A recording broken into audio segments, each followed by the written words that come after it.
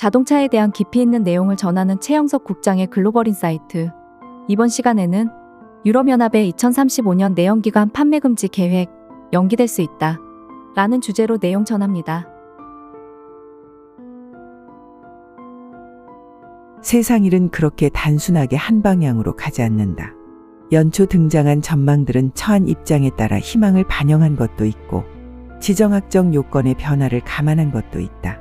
적어도 자동차 회사들은 방향성은 정했지만 속도에서 차이를 보인다. 그 차이가 올해와 내년 사이에 가시화될 것이다. 중요한 것은 지금 인류에게 가장 중요한 것이 무엇이냐 하는 것이다. 수익성보다 지구에서 생명체의 멸종을 막아야 한다는 것이 핵심이다. 지난주 칼럼에서는 BMW CEO 올리버 집세가 내연기 관차에서 전기차로 전환하면서 티핑 포인트를 넘었다고 말한 것을 중심으로 전기차 시대로의 전환에 관한 전체적인 흐름을 조망했다. 크게는 자동차 회사들이 목표에는 동의하고 있으며 후발 업체들도 투자를 늘리고 있다는 것이 요지였다. 미국 등 일부 시장에서 상황 변화가 있지만 피할 수 없는 것은 분명하다. 이번에는 포르쉐의 CFO가 유럽연합의 2035년 내연기관 판매 금지 계획이 연기될 수 있다고 말한 것을 중심으로 전기차 시장 관련 부정적인 내용들 몇 가지를 정리해본다. 포르쉐의 CFO 루츠 메시케가 싱가포르에서 개최된 마칸의 공개 현장에서 유럽연합의 2035년 내연기관 판매 금지 계획이 연기될 수 있다고 말했다. 이는 현재 유럽 신차 시장에서의 전기차 수요 둔화로 인해 유럽연합은 단계적 폐지 계획을 재고했다는 것을 전제로 한 발언이다.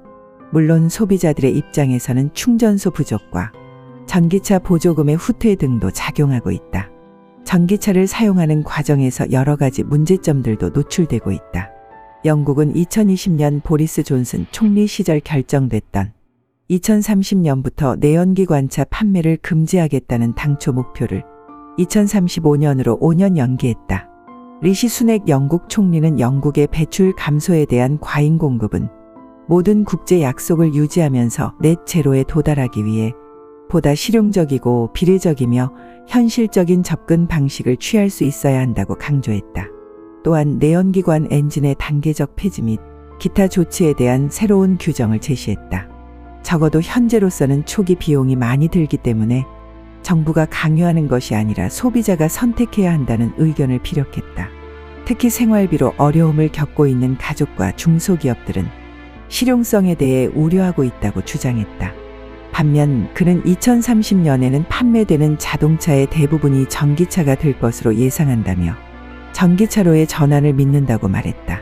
또한 내연기관을 단계적으로 폐지하기 전에 국가가 전국적인 충전 인프라를 구축하기 위해 더 많은 노력을 기울일 것이라고 언급했다. 영국은 더 이상 전기차 구매의 보조금을 지급하지 않고 있으며 자동차 회사에 대해 GV 의무를 시행한다. 이는 총 매출 중 일정 비율이 배출 제로가 되어야 함을 의미한다. 올해부터 판매되는 자동차의 최소 22%는 배출가스 제로 차량이어야 한다. 2023년 전기차 시장 점유율은 16.5%였으며 배는 10%라는 목표가 있다. 할당량은 2030년까지 승용차는 80%, 신형 밴의 경우 70%로 늘어난다. 2035년까지 판매되는 모든 신차는 전기차여야 한다. 할당량을 초과하는 각 내연기관차 판매에 대해 자동차 회사는 15,000파운드의 벌금을 지불해야 한다. 이에 따라 영국에서 가장 큰 자동차 회사인 토요타와 포드는 9월까지 잠재적으로 수십억 달러의 벌금에 직면할 수 있다. 독일은 배터리 전기차에 대해 지급해 오던 환경 보너스 3,000에서 4,500유로 지급을 2023년 12월 17일부로 갑작스럽게 중단했다. 이는 독일 헌법재판소가 지난 11월 기존 600억 유로의 기후변화 대책기금이 위헌으로 판단해 재원 확보가 어려워졌기 때문이다. 전기차 보조금은 이 기금에서 비축하고 있으며 연 20억 유로 규모에 달한다고 덧붙였다. 독일 정부는 불과 며칠 전까지만 해도 2024년 말까지 계속할 예정이라고 발표했었지만 2023년분의 예산이 소진되고 기금 축소에 따른 정책을 우선하면서 중단됐다. 2023년 독일 신차 시장에서 배터리 전기차는 11.4% 증가한 52만 4,219대가 판매됐다. 시장 점유율은 18.4%. 하지만 보조금 지급 중단으로 2024년에는 최대 20만 대 정도 감소할 가능성이 있어 전기차 보급에 제동이 걸릴 것으로 예상된다. 당장에는 자동차 회사들이 보조금 중단에 대한 대응으로 그만큼의 인센티브를 지불하고 있지만 결국은 다시 보조금을 지급할 것이라는 의견이 대두되고 있다. 프랑스에서도 지난 12월 15일 전기차 보조금 지급을 축소했다. 프랑스 정부는 테슬라 모델 3 등 중국산 배터리 전기차에 대해 5,000에서 7,000 유로의 보조금 대상에서 제외로 하기로 했다. 아직 보조금을 지급하지 않고 있는 이탈리아 정부도 같은 구조의 도입을 검토하고 있다. 배경에 있는 것이 중국제의 저가 전기차다. 이런 흐름에 더해 최근 유럽 자동차 제조업체 협회가 발표한 전동화차 판매 데이터를 보면 전기차로의 전환이 만만치 않다는 것을 알 수 있다. ACA의 자료에 따르면 2017년부터 2023년까지 6년간 신차 판매 가운데 플러그인 하이브리드 전기차와 하이브리드 전기차의 비율은 30.7%나 증가한 것으로 나타났다. 그에 비해 배터리 전기차는 13.1% 증가하는 데 그쳤다. 유럽은 2035년까지 모든 신차를 제로 에미션으로 하는 기본 방침을 내걸고 있다. 피트4 P55 전략을 통해 다양한 논의를 거쳤지만 작년에 합성연료 이퓨얼만을 사용하는 차량을 제외하기로 했다. 참고로 이퓨얼에 대해서는 여전히 논란이 진행 중이다. 환경 NGOTNE는 부유한 운전자만이 합성연료를 구입할 수 있음을 의미하며 이퓨얼로 작동되는 연소 엔진을 구매하는 일부 운전자는 규칙을 우회해 휘발유를 구입할 것이라고 주장했다. 이퓨얼은 2030년 독일에서 리터당 2.8유로 이상의 비용이 들 수 있으며 이는 복잡하고 에너지 집약적인 생산 공정으로 인해 오늘날 일반 가솔린보다 50% 더 비싸다. 일반적인 운전자가 합성 휘발유로 연료 탱크를 채우는데 연간 최소 2,300유로의 비용이 든다고 TNE는 주장하고 있다. 한편 이미 판매된 내연기관을 탑재한 자동차에 사용될 새로운 에너지라는 차원에서 이퓨얼이 필요하다는 주장도 강하다. 이퓨얼은 화석연료 대비 온실가스 배출량이 20에서 40% 낮아진다. 탄소제로는 아니더라도 현실적인 대안은 될 수 있다는 것이다. 신차 판매를 배터리 전기차로 전환하는 것은 가능하다 하더라도 기존에 등록된 15억 대 이상의 자동차에 공급되는 에너지는 기존 화석연료가 아닌 새로운 형태의 에너지원이 필요하고 거기에서 이퓨얼의 필요성도 부상하고 있다. ACA는 2020년까지 플러그인 하이브리드를 배터리 전기차와 함께 충전형차로 분류하고 있었기 때문에 위 수치는 2017년부터 2020년은 전기차와 플러그인 하이브리드, 2021년부터 2023년은 전기차만이다. 따라서 하이브리드 전기차는 2017년부터 2020년까지는 하이브리드만, 2021년부터 2023년은 하이브리드와 플러그인 하이브리드로 되어 있다. 2017년 2.8%였던 하이브리드 전기차는 2023년 33.5%까지 비율이 높아졌다. 연평균으로 약 5.1% 성장을 보였다. 이에 대해 2017년 1.5%였던 배터리 전기차는 2023년 14.6%까지 높아졌다. 하지만 연평균으로 보면 약 2.2% 성장에 그치고 있다. 따라서 지난 6년간 유럽에서는 하이브리드로의 전환이 뚜렷하다는 분석이 가능하다. 한편 2017년 94.3%였던 내연기관차 비율은 2023년 48.9%까지 급락했다. 디젤차 비율은 2017년 44.0%에서 2023년 13.6%로 30.4%나 떨어졌다. 가솔린차도 2017년 50.3%에서 2023년 35.3%까지 15% 감소했다. 다만 2020년 47.5%, 2021년 39.9%, 2022년 36.4%, 2023년 35.3%로 감소폭이 크게 둔화했다.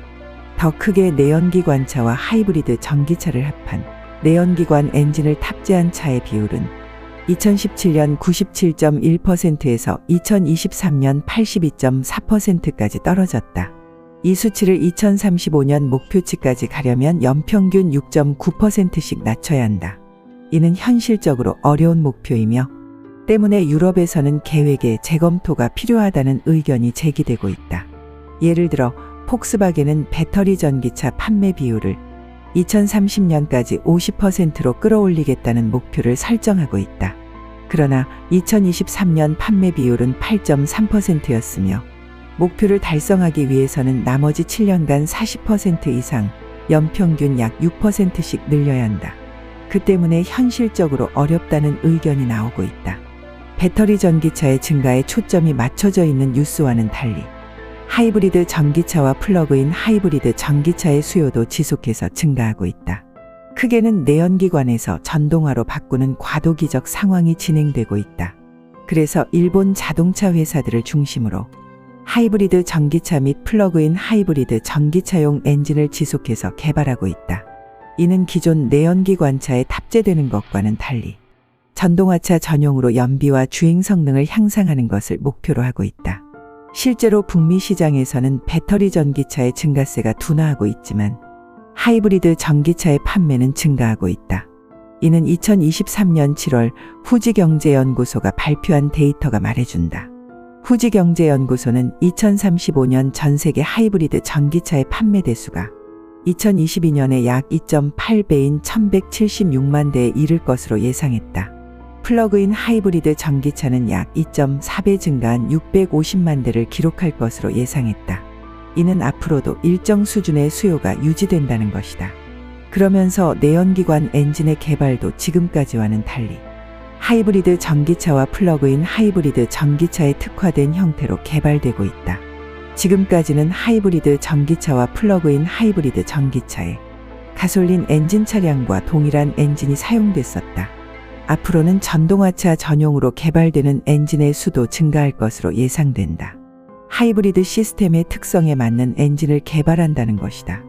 예를 들어 닛산의 이파워 시스템용이라든가 혼다의 이하이브리드 전용 엔진이 그 예다. 마쓰다도 플러그인 하이브리드 전용 로터리 엔진을 부활시켰다. 미국 시장의 2023년 전기차 판매 대수는 118만 9,051대였다. 점유율은 지속해서 증가하고 있지만 속도는 느리다. 켈리 블루북에 따르면 2023년 미국 시장 전기차 점유율은 2022년 5.9%에서 소폭 증가한 7.6%였다.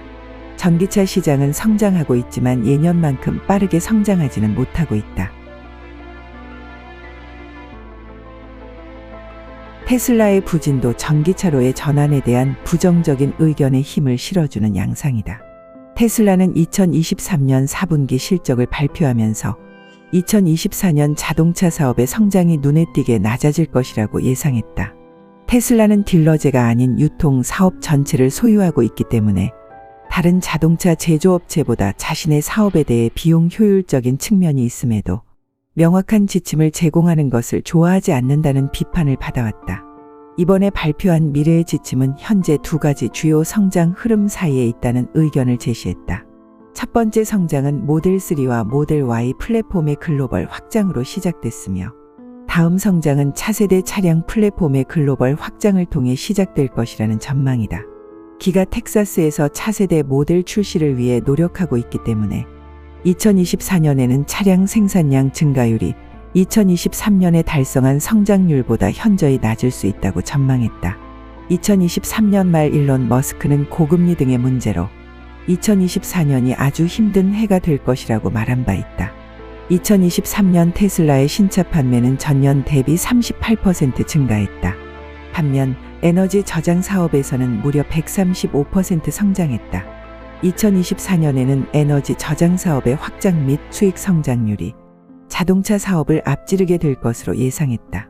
테슬라의 2023년 4분기 결산에서 영업이익은 전년 동기 대비 47% 감소한 20억 6,400만 달러로 4분기 연속 감익이 이어졌다. 가격 인하와 사이버트럭의 양산이 원활하지 않은 것 등이 이유로 분석되고 있다. 테슬라는 2022년 가을 이후 미국과 중국에서 가격을 인하해 판매 증가를 꾀해왔다. 하지만 경쟁이 심해진 상황에서 기대에 미치지 못하는 성과를 올렸다. 무엇보다 가격 인하로 인한 채산 악화가 눈에 띈다. 특히 사이버 트럭이 스테인리스 강을 사용한다는 것과 4680 배터리의 수요를 맞추지 못해 공급이 원활하지 않은 것도 문제로 지적되고 있다. 그래서 테슬라의 영업이익은 전년 동기의 16%에서 절반 수준인 8.2%로 떨어졌다. 3분기의 7.6%보다는 개선됐지만 2022년 1분기의 19.2%에 비해 절반 이하 수준이다.